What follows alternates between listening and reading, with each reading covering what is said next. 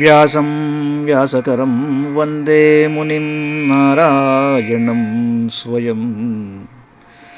యతః ప్రాప్తకృపా లోకా లోకాముక్తా కలేర్గ్రహాత్.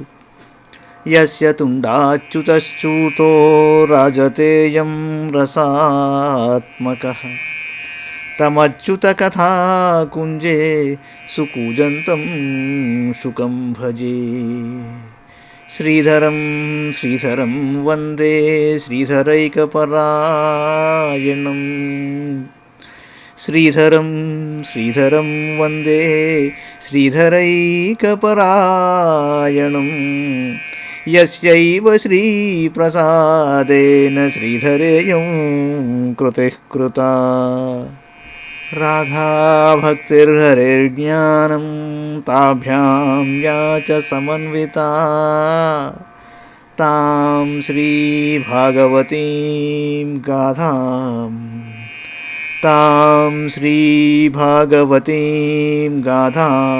వందే యుగళరూపిణీ. నీ పద్యావళులాలకించు చెవులు నిన్నాడు వాక్యంబులు. నీ పద్యావళులాలకించు చెవులు నిన్నాడు వాక్యంబులు. నీ పేరంబనిసేయు హస్తయుగముల్ నీ మూర్తిపై జూపులు. నీ పాదంబుల పొంత మ్రొక్కు శిరముల్ నీ సేవపై జిత్తముల్. నీపై బుద్ధులు మాకు నిమ్ముగరుణము. నీపై బుద్ధులు మాకు నిమ్ముగరుణము. నీరేజపత్రేక్షణ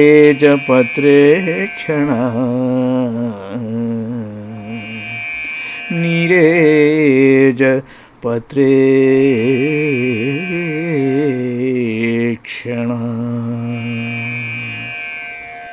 భాగవత మహాపురాణంలో మనం దశమస్కంధంలోని 74వ అధ్యాయంలో ఉన్నాం. శ్రీకృష్ణ భగవానుని అగ్రపూజ, శిశుపాలుని ఉద్ధారం ఇందులో చెప్పారు. శ్రీ శుకౌవాచ ఏవం యుధిష్ఠిరో రాజా జరాసంధవధం విభో కృష్ణస్య చానుభావం తం శ్రుత్వా ప్రీతస్తమబ్రవీత్. మహారాజైన యుధిష్ఠిరుడు జరాసంధుని వధను గూర్చి అనంత శక్తిమంతుడైన కృష్ణప్రభువు యొక్క అద్భుత మహత్వమును గురించి మిగుల సంతసించి ఇలా అన్నాడు. శ్రీ యుధిష్ఠిరౌవాచ ఏ సుస్త్రైలోక్య గురవః సర్వే లోకమహేశ్వరాః వహంతి దుర్లభం లబ్ధ్వా శిరసైవానుశాసనం. స భవానరవిందాక్షో దీనానాం నీచమానినాం దత్తేనుశాసనం భూమన్స్తదత్యంత విడంబనం. నహి ఏకస్యాద్వితీయస్య బ్రహ్మణః పరమాత్మనః. కర్మభిర్వర్ధతే తేజో హ్రసతే చ యథా రవేః. న వై తేజిత భక్తానాం మమాహమితి మాధవ. త్వం తవేతి చ నానాధీః పశూనామివ వైకృతా. యుధిష్ఠిరుడన్నాడు, పురుషోత్తమ, ముల్లోకములకును అధిపతులైన బ్రహ్మ శంకరాదులు ఇంద్రాది లోకపాలురు దుర్లభమైన నీ ఆదేశం కొరకు నిరీక్షిస్తూ ఉంటారు. నీ ఆజ్ఞను పొందిన పిమ్మట వారు దానిని శిరసావహిస్తారు. వాస్తవంగా మేము దీనులము అయ్యును మహారాజులనుగా తలంచుకుంటున్నాము. నీవు సర్వశక్తిమంతుడవే అయినను సామాన్య మానవుని వలె మా ఆజ్ఞలను మన్నిస్తూ వాటిని పాలిస్తూ ఉంటావు.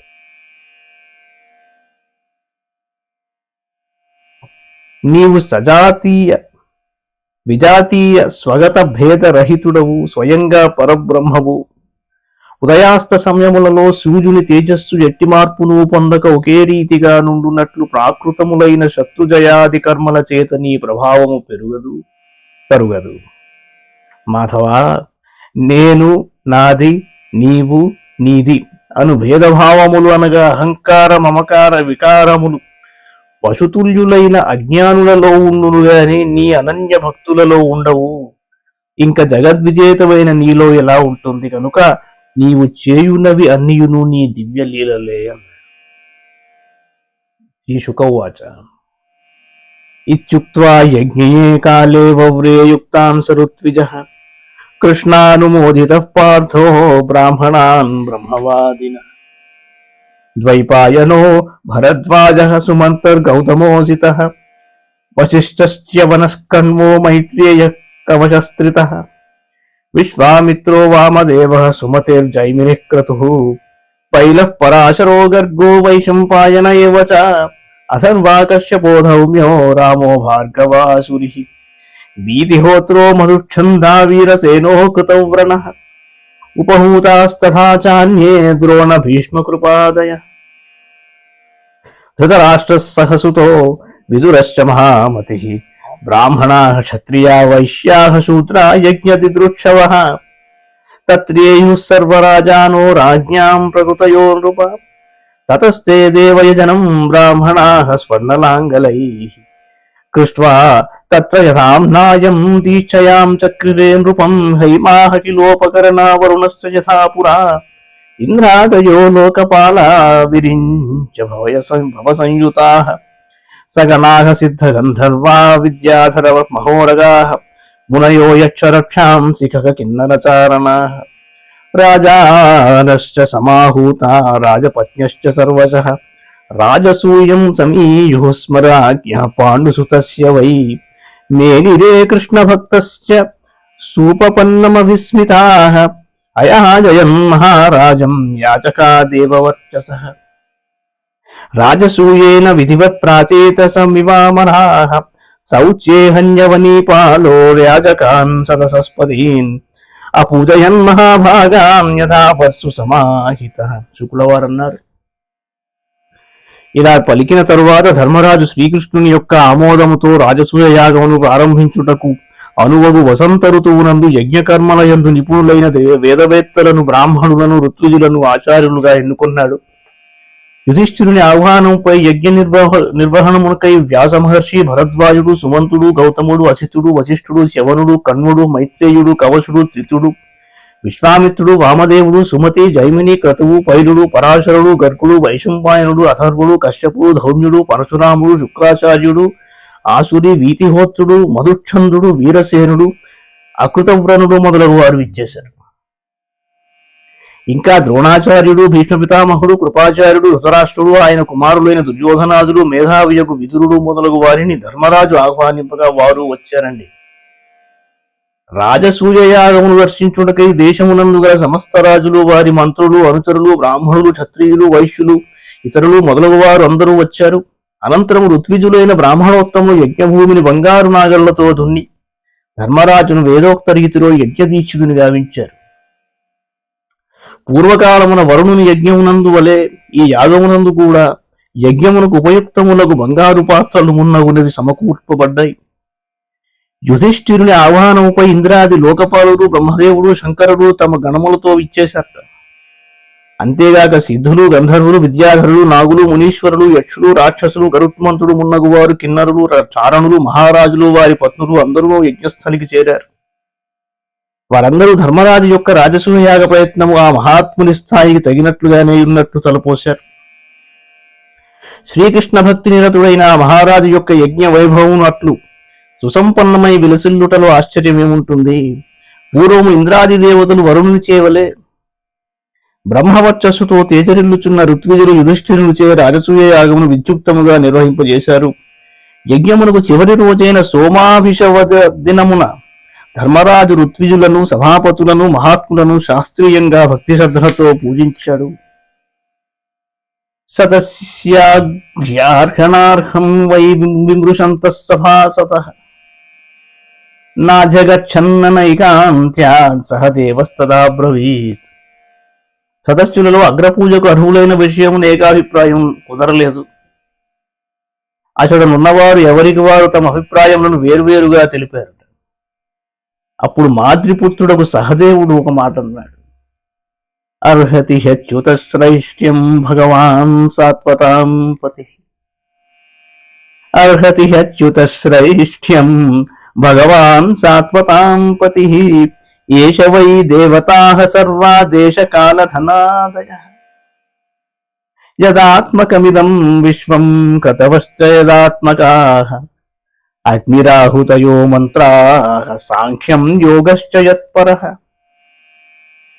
ఏక ఏవాద్వితీయోసా వై దదాత్మ్యమిదం జగత్ ఆత్మనాత్మాశ్రయः సభ్యాః సృజత్యవతి హంత్యజః వివిధానీహ కర్మాణి జనయన్ యదవేక్షయా ఈహతే యదయం సర్వః శ్రేయో ధర్మాదిలక్షణం తస్మాత్ కృష్ణాయ మహతే దీయతాం పరమార్హణం ఏవం చేత్ సర్వభూతానాం ఆత్మనశ్చార్హణం భవేత్ సర్వభూతాత్మభూతాయ కృష్ణాయ అనన్యదర్శినే దేయం శాంతాయ పూర్ణాయ దత్తస్యానంత్యమిక్షత.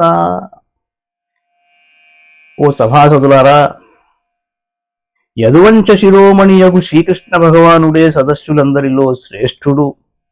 అందువలన అతడే అగ్రపూజకు అర్హుడు, సకల దేవతా స్వరూపుడు. అంతేకాదు, దేశకాలధనాది వస్తువులు అన్నియును ఆయన రూపాలే. ఈ విశ్వమంతయును శ్రీకృష్ణుని రూపమే. సకల యజ్ఞములను శ్రీకృష్ణుని స్వరూపములే. ఆ మహాత్ముడే అగ్నిగా, ఆహుతులుగా, మంత్రములుగా విలసిల్లుతున్నాడు. జ్ఞాన కర్మయోగములు ఆ ప్రభువును చేరేడి మార్గములు. సదస్సులారా, శ్రీకృష్ణుడు ఒక్కడే అద్వితీయుడైన పరబ్రహ్మము. చిదాత్మకమైన ఈ సంపూర్ణ జగత్తు ఆ స్వామి రూపమే. సమస్త జగత్తునకు అతడే ఆధారం, అతనికి వేరొకటి ఆధారం కాదు. ఈ లోకములను అన్నింటినీ తన సంకల్పమాత్రమును అతడు సృష్టించును, పాలించును, లయమనర్చును. అతడు జన్మాది షడ్వికారములు లేనివాడు. ఈ జగత్తులోని జనులు అందరూ శ్రీకృష్ణుని అనుగ్రహం చేతనే అనేక విధములైన కర్మలను అనుష్ఠిస్తూ ధర్మార్థ కామ మోక్షములను, చతుర్విధ పురుషార్థ ఫలములను పొందుతున్నారు. అందువలన మహాత్ముడైన శ్రీకృష్ణునకే అగ్రపూజను సమర్పించాలి.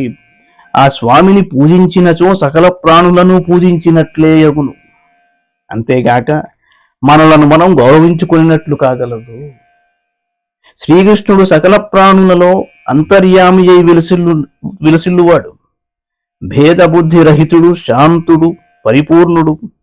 అట్టి శ్రీకృష్ణునకు దానము చేయుట యుక్తము, అట్లొనర్చుట వలన అక్షయత్వము సిద్ధించును అన్నాడు సహదేవుడు. ఆ తరువాత ఏం జరిగిందో వచ్చే అంకల్లో చూద్దాం.